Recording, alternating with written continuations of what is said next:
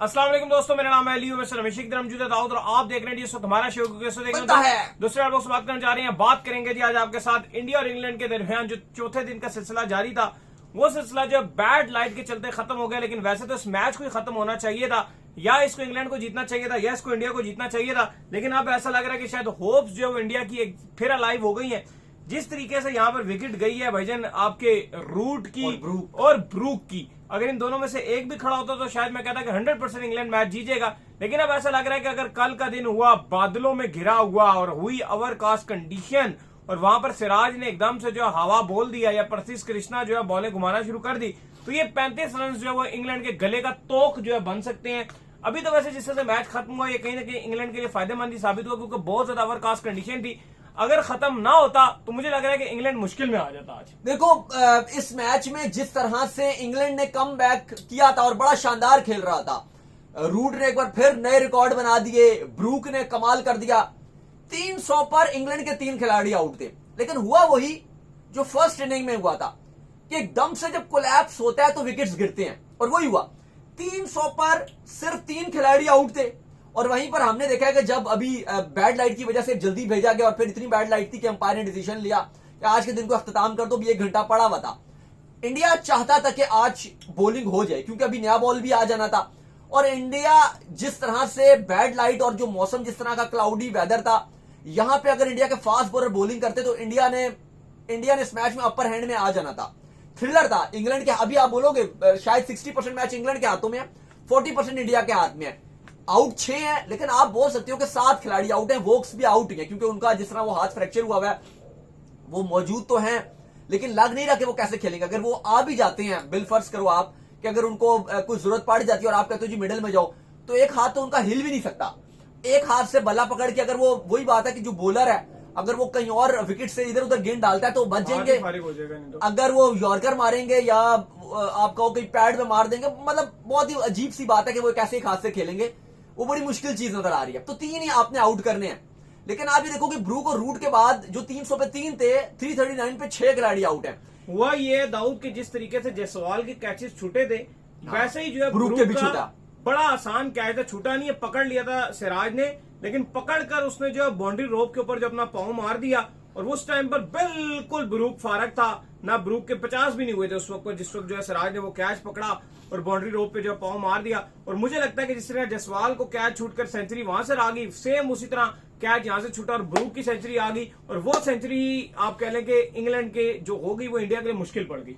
नहीं देखो, वो तो फिर हुआ ना कि दोनों की तरफ से सेंचुरी आई और इंडिया पूरी तरीके से आपको बैकफुट पे चला गया। लेकिन आज इंडिया के हक में यही बेहतर था कि मैच थोड़ा सा हो जाता, थोड़ा सा 10 ओवर आज पड़ जाते, क्योंकि कल ना अब आपको मौसम का नहीं पता कि कल क्या, आज जैसे क्लाउडी वेदर है, अगर आपको डार्क बादल मिलते हैं तो इंडिया खुश रहेगा। लेकिन आज एक बड़ा बेहतर मौका था, अगर शायद 1 घंटा और होता तो इंडिया ने इस मैच में कम बैक करने का बहुत ही उनके पास शानदार चांस था। सिराज और कृष्णा और आकाशदीप ने वापसी जरूर इंडिया की थोड़ी बहुत कराई है इस मैच में, क्योंकि ब्रूक और रूट आउट हुए हैं, फिर विकेट्स गिरे हैं, तो 6 इस टाइम खिलाड़ी आउट हैं। आप कह सकते हो कि 7 खिलाड़ी आउट हैं, लेकिन अब ये 35 रन है। अब सवाल यहां पर यह है कि लास्ट मैच में, लास्ट से पिछले मैच में जब सिराज और जडेजा खड़े हुए थे, उस टाइम जो प्रेशर था वो सिराज और जडेजा हैंडल नहीं कर सके, और एट द एंड अगर आप देखो सिराज आउट हो गए थे। क्या इंग्लैंड ये अपने कर जाओ और मर जाओ वाला टेस्ट मैच है, आखिरी टेस्ट मैच है, अगर इंग्लैंड जीत गया तो फिर बात वही हो जाएगी कि वो जो सीरीज की बात की जा रही थी, माइकल वॉन की जो प्रेडिक्शन थी वो ठीक हो जाएगी। लेकिन अगर इंडिया यहां पे टेस्ट सीरीज जीत गया, ये मैच जीत गया, तो सीरीज बराबर हो जाएगी और ये बड़ी तारीखी सीरीज ड्रॉ होगी। वहां से जहां से इंडिया हार रहा था वहां से इंडिया ने कम बैक किया है, तो काफी इसका अब जो फैसला है वो कल होना है। लेकिन मुझे लगता है कि अनलकी रहा इंडिया। अगर आज ये मैच होता, अभी आज 1 घंटा पहले ये एंड ना होता, तो इंडिया के लिए फायदा ही था। नहीं, बिल्कुल फायदा था, क्योंकि कल अगर धूप निकल आती है, लक इंग्लैंड का साथ दे रही है, वो सूरज जो है प्रॉपर चमकता है, तो फिर तो जेमी स्मिथ जो है वो 5-6 ओवरों में ही मुका देंगे। लेकिन मैं फिर भी समझता हूँ कि रूट और ब्रूक से सेंचुरी जो इंडिया ने खाई है वो सबसे बड़ा टर्निंग पॉइंट था। आप पूरा मैच हाथ में था आपके, इतना बड़ा जेंट टोटल आपने बोर्ड पे लगाया हुआ था, टारगेट चाहिए इस मैच को 374 का टारगेट था, और वो आपने ब्रूक और रूट की दोनों से 100 रन खा गए। आप पूरा मैच ही खराब हो गया। वहां से चीजें बेहतर होती, वहां पर जो अगर 50-50 पे भी आउट होते, शायद ये मैच अभी इंडिया अपर पोजीशन पे होता, जीत रहा होता। लेकिन बहरहाल इस मैच में इंडिया आपको काफी इस टाइम पीछे भी नजर आ रहा है। लेकिन बात वही है कि अभी अगर 1-2 विकेट सिराज ने या एक कृष्णा ने विकेट ली कल आते साल 5, 6, 7 रन में, तो एकदम से मैच टर्न अराउंड हो जाएगा और जो टेस्ट सीरीज, जो थ्रिलर टेस्ट सीरीज जारी है, वो लगातार जारी है अभी। बिल्कुल, कल भी अभी फैसला होना है। बिल्कुल। अच्छा, इसके बाद जो खबर आ रही है वो आ रही है WCL के हवाले से। तो पाक पीसीबी ने जो है वो जो हमारे लेजेंड्स थे WCL की टीम, उसके ऊपर जो है बैन लगा दिया है और पीसीबी कह रहा है कि नेक्स्ट ईयर हम इनको नहीं जाने देंगे भाई। हाँ ठीक है, अच्छा ही फैसला पीसीबी ने किया, क्योंकि जिस तरह से वो इंडिया ने बायकॉट कर दिया, ना ये आईसीसी से रजिस्टर्ड है, ना ये बीसीसीआई से है, ना ये पीसीबी से है, कुछ बिजनेसमैन इसको चला रहे हैं। आप देखो इंग्लैंड का ऑनर भी अगर इंडियन ही है, साउथ अफ्रीका का जो स्टेक होल्डर है वो भी शेयर होल्डर इंडियन ही है, सारी टीम्स के ऑनर वो ही है, तो उस लिहाज से तो वो चीज नहीं, कंट्री तो फिर नहीं है ना। लेकिन जो बात की गई, जिस तरह से इंडिया के खिलाड़ियों ने वॉक ओवर दिया, वो तो कंट्री समझ कर दिया जी कि इंडिया है, ये पाकिस्तान है, और एक्चुअली में कंट्री नहीं है, वो बिजनेसमैन पीछे है। तो पीसीबी ने फैसला किया कि भाई आइंदा हम इस लीग में पाकिस्तान का ना नाम इस्तेमाल होने देंगे और ना पाकिस्तान टीम को अलाउ करेंगे कि पाकिस्तान जाए और इसमें खेले। इवन पीसीबी ने तो ये भी पहले फैसला किया था कि हम इसका फाइनल जो हो रहा है इसको ही बाइकआउट कर दिया जाए। फिर बाद में फैसला किया कि चलो जी फाइनल को खेलने दो, अब इतना हो गया है तो ये भी होने दो, बहरहाल आगे नहीं होने देंगे। बिल्कुल। खैर जी, इसके बाद जो हमारे पास अपडेट आ रही है वो एशिया कप के हवाले से अपडेट आ रही है, और अपडेट जो है वो ये आ रही है कि एशिया कप के हवाले से इंडियन मीडिया ने और बीसीसीआई ने अब ये साफ वाजे जो है मना कर दिया। स्पेशली बीसीसीआई ने मना किया, जिसको इंडियन मीडिया ने रिपोर्ट करना शुरू कर दिया है कि अब जो इंडिया वर्सेस पाकिस्तान का जो मैच है वो कैंसिल नहीं हो सकता। रीजन ये बताई गई है कि चूंकि आगे चलकर इंडिया ने जो है कॉमनवेल्थ गेम्स के लिए भी जो वो अब कह लें कि अप्लाई करना है, फिर जो ओलंपिक्स है उसकी भी बिड जो है वो इंडिया करने जा रहा है। तो अगर इस तरह के इवेंट्स में जो इंडिया बाइकआउट कर जाता है मैचेस का, तो वो इनके लिए फ्यूचर में इस चीज पर इम्पैक्ट पड़ेगा कि फिर इनको बिड जीतने में बहुत मुश्किल होगी।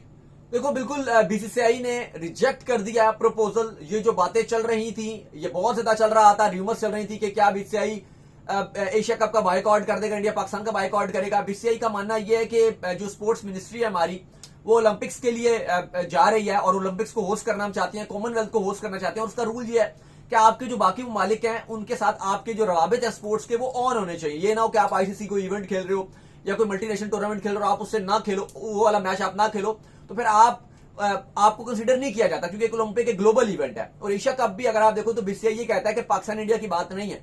एशियन क्रिकेट काउंसिल के 25 मेंबरान हैं, 3 तो मेंबर्स क्वालिफाई कर आए हैं। जो एशिया प्रीमियर कप हुआ था जिसमें हांगकांग, यूएई और ओमान टॉप 3 टीम्स थी, ये इसलिए क्वालिफाई करके आई थी। तो बीसीसीआई कहता है ये पाकिस्तान इंडिया की बात नहीं है, तो हम इसलिए पाकिस्तान इंडिया का जो मैच है वो उसकी वजह से नहीं बल्कि एशिया कप की वजह से हम खेल रहे हैं। तो बीसीसीआई ने तो ये कह दिया कि भाई ये जो चल रहा था कि हम बाइकआउट कर रहे हैं या ये कर रहे हैं वो कर रहे हैं, तो ऐसी कोई चीज नहीं है। फिलहाल हम खेल रहे हैं, लेकिन अभी हम देख रहे हैं कि जो ओपोजिशन पार्टीज हैं वो बहुत प्रेशर बना रही हैं। शिवसेना एक पार्टी है, उसने यहां तक बोल दिया कि जो ब्रॉडकास्टर या जो स्पॉन्सर पाकिस्तान इंडिया के मैच में स्पॉन्सर करेगा उसको नेम और शेम करेंगे, नेम बताएंगे, उसके बाद उसका बाइकआउट करेंगे।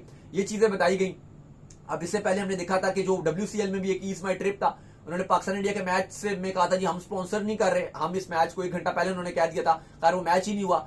लेकिन अब वही अगर आप स्पॉन्सर देखो तो through out Pakistan, south Africa, Pakistan England, Pakistan Australia के मैचेस में भी स्पॉन्सर करता रहा।